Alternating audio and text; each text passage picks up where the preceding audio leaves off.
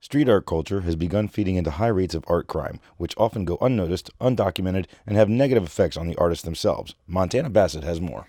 According to the United States Department of Justice, art crime is the third top-grossing criminal trade behind drugs and weapons in the past 40 years. Mike Getup, an artist in the Philadelphia area, has experienced this firsthand. After creating the Philly-wide known image of Ben Franklin holding a boombox, he began noticing the image on menus and plastered on walls where he did not put it. Not only that, but the image was being modified each time. You know, it's cool that they think that it's like an icon like that, but they reversed the colors on it so it didn't even look right. And that's a good case where I wish they would have been like, oh, we like that Ben, let's see if he can design a menu for us.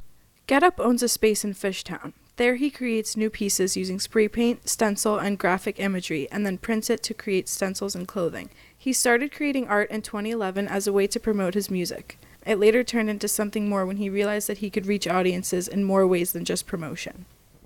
That's the only reason that I really stuck with it, because I saw an immediate response and, saw that there was a way to reach people just by, going out and putting stuff on walls.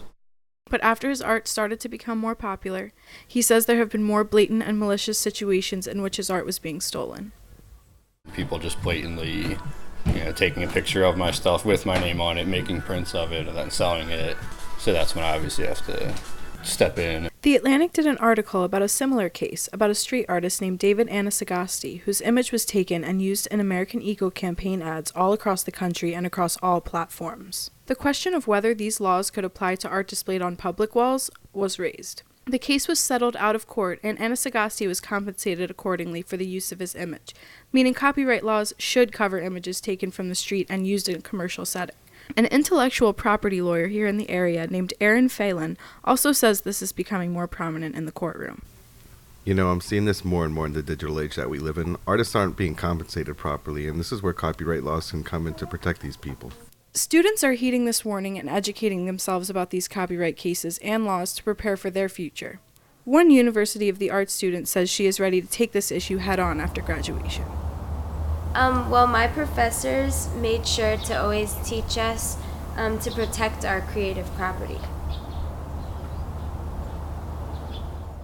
Although street art has a high probability of being taken without permission and without compensation, people are seemingly taking the reins on the laws surrounding this issue to ensure artists can continue to create and protect their creative rights. Montana Bassett, AV News Gathering, Section 2, Group 1, Philadelphia.